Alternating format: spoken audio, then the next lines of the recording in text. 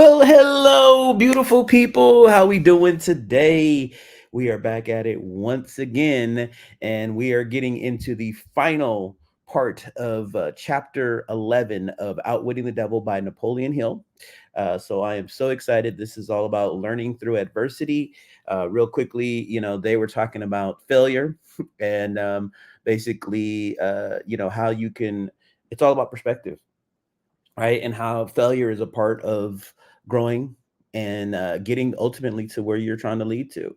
And and really understanding too that hypnotic rhythm is like the law of gravity or the law of attraction. These are universal laws that either we use to our advantage or they get used, and we don't even realize that they're using it.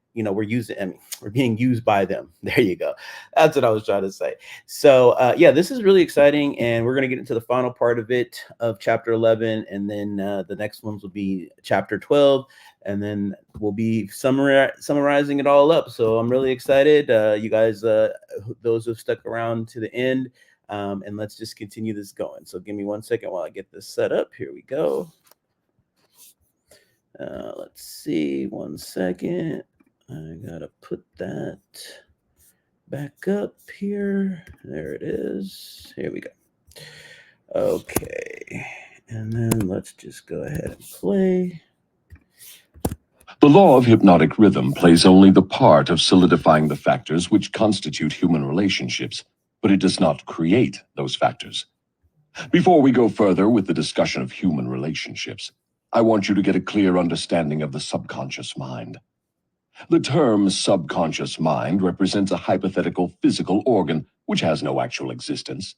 The mind of man consists of universal energy, some call it infinite intelligence, which the individual receives, appropriates, and organizes in definite thought forms through the network of intricate physical apparatus known as a brain. These thought forms are replicas of various stimuli which reach the brain through the 5 commonly known physical senses, and the 6th sense, which is not so well known. When any form of stimuli reaches the brain and takes the definite shape of thought, it is classified and stored away in a group of the brain cells known as the memory group. All thoughts of a similar nature are stored together, so that the bringing forth of one leads to easy contact with all its associates. The system is very similar to the modern office filing cabinet, and it is operated in a similar manner. The thought impressions with which one mixes the greatest amount of emotion or feeling are the dominating factors of the brain because they are always near the surface, at the top of the filing system, so to speak, where they spring into action voluntarily the moment an individual neglects to exercise self-discipline. These emotion-laden thoughts are so powerful, they often cause an individual to rush into action and indulge in deeds which have not been submitted to or approved by his reasoning faculty.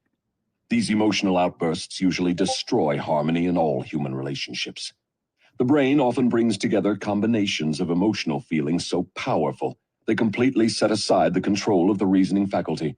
On all such occasions, human relationships are apt to be lacking in harmony.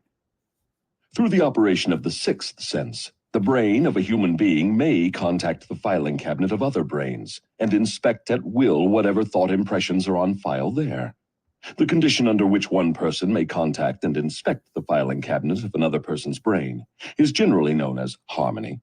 But you may better understand what is meant if I say brains attuned to the same rate of thought vibrations can easily and quickly exercise the privilege of entering and inspecting each other's filing cabinets of thoughts. In addition to receiving organized thoughts from the filing cabinets of other brains through the 6th sense, one can, through this same physical organ, contact and receive information from the universal storehouse known as infinite intelligence. All information reaching one's brain through the 6th sense comes from sources not easily isolated or traced.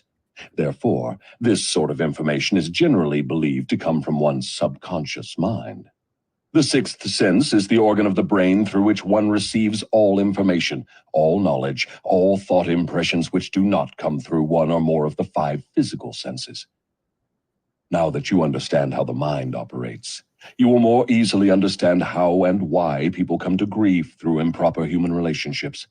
You will also understand how human relationship may be made to yield riches in their highest form, riches in material, mental, and spiritual estates. Moreover, you will understand there can never be happiness except through understanding and application of the right principles of human relationships. You will understand, too, that no individual is an entity unto himself, that completeness of mind can be attained only by harmony of purpose and deed between two or more minds. You will understand why every human being should, of his own choice, become his brother's keeper in fact, as well as in theory. What you say may be true, but I still insist that you have me beyond safe depths of thought. Let us get back nearer to the shore, where I can wade in familiar water. We shall go out into the deeper water after we learn to swim well. We started out to discuss the subject of how to profit by adversity, but it seems we have drifted somewhat afield from that subject. We have detoured, but we have not drifted. The devil never drifts. The detour was necessary in order that you might be prepared to understand the most important part of this entire interview. We are now ready to get back to the discussion of the subject of adversity. Inasmuch as most adversities grow out of improper relationships between people, it seems important to understand how people may become properly related. Naturally, the question arises as to what is a proper relationship between people. The answer is that the proper relationship is one that brings to all connected with it or affected by it some form of benefit. The proper relationship is one that brings to all connected with it or affected by it some form of benefit. Take a moment to inventory your relationships at home, at work, and at play. List the relationships that seem in need of improvement and keep them in your mind as you continue listening. What then is an improper relationship? Any relationship between people which damages anyone or brings any form of misery or unhappiness to any of the individuals. How can improper relationships be corrected? By change of mind of the person causing the improper relationship, or by changing the persons to the relationship. Some minds harmonize naturally, while others just as naturally clash. Successful human relationships, to endure as such, must be formed of minds that naturally harmonize, quite aside from the question of having common interests as a means of bringing them into harmony.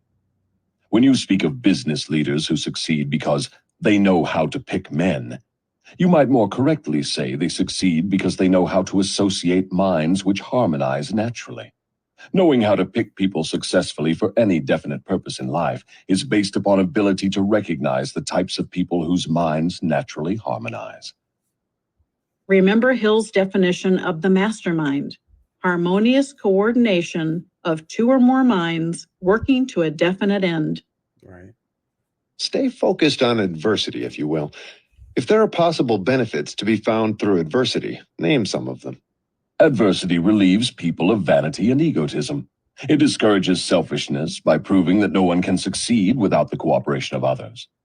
Adversity forces an individual to test his mental, physical, and spiritual strength. It thus brings him face to face with his weaknesses and gives him the opportunity to bridge them.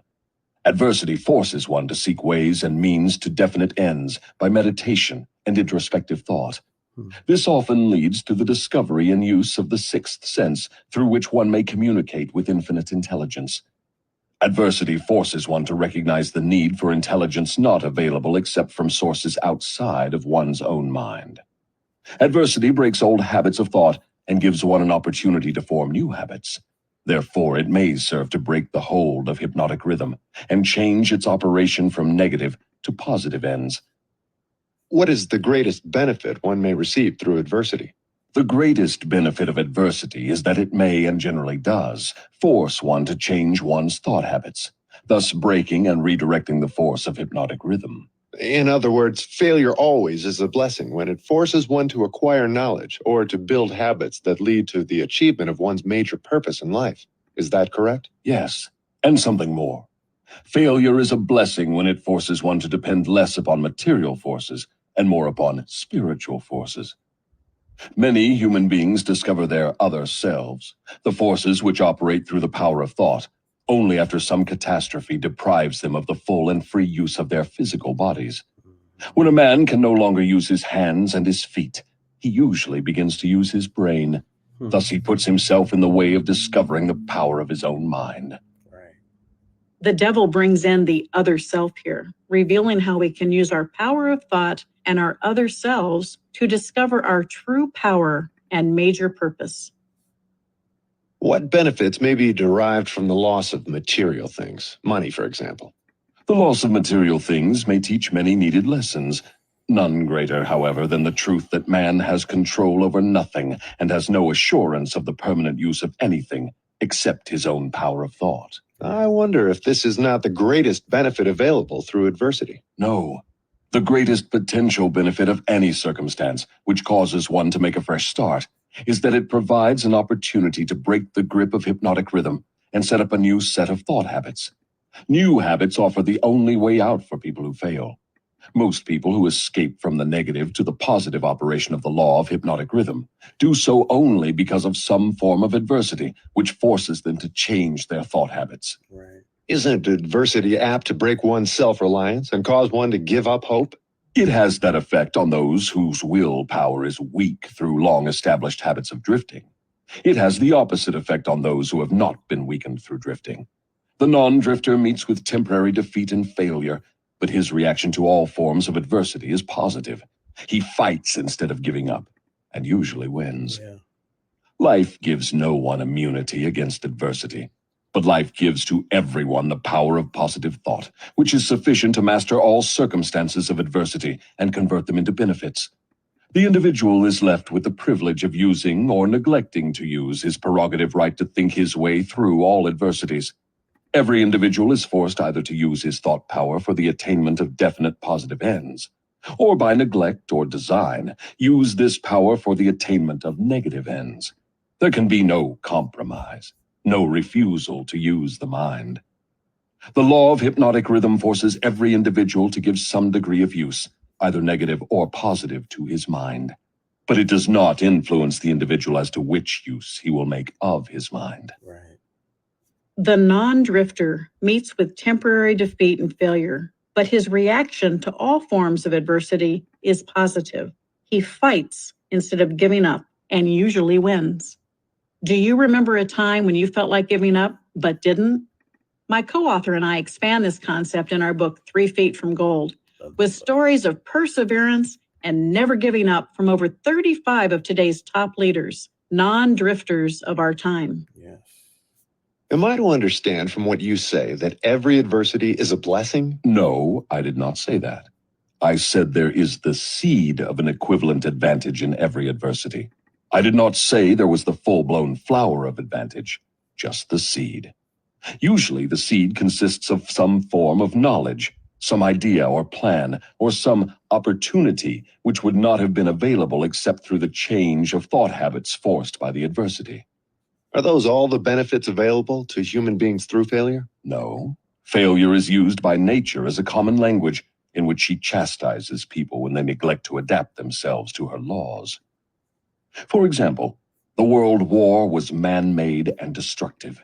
Nature planted in the circumstances of the war the seed of an equivalent reprimand in the form of a world depression. The depression was inevitable and inescapable. It followed the war as naturally as day follows night, and by the operation of the selfsame law, the law of hypnotic rhythm.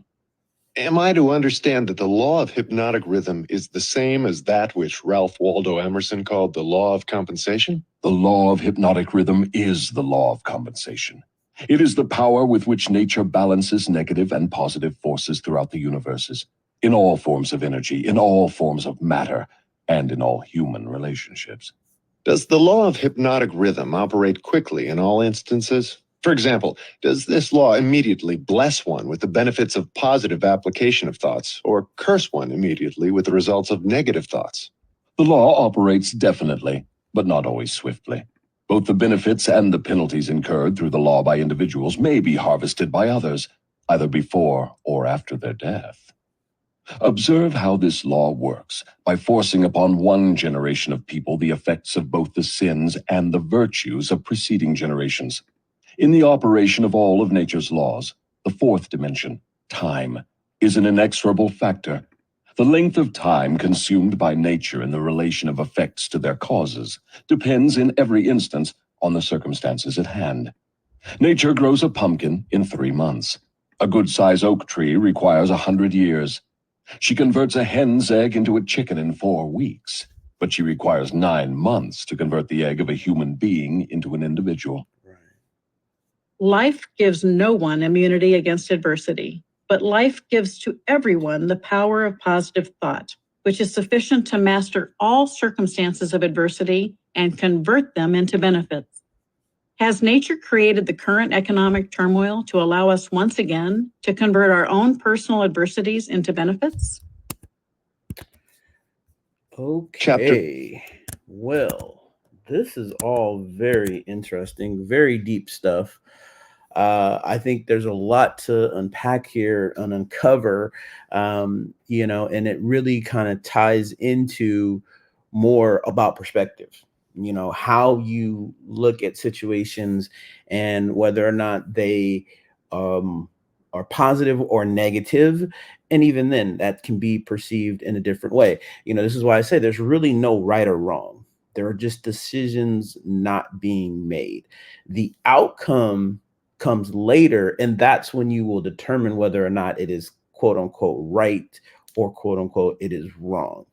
And so I think this all kind of ties into all of that, because you have to look at things in a positive way, good or bad, because there's always stuff there for you to learn, and there's feedback. That's why they say failure is feedback. And just learning these universal laws that are there, but again, using them to your personal advantage in a way where everything turns out good. Right. So I have this one saying that I love saying, because you could be having the worst day in the world, and but at the end of it, you could just say, you know what, it could have been worse, or or I don't know how it's going to work itself out, but I just know that it is because I feel good. And then that just little shift changes everything that happened previous, and you're now focusing on the now, because that's all that matters is the now. The past is the past. You're only bringing the past into the present. So hopefully that helps a little bit. I hope you guys enjoyed this chapter.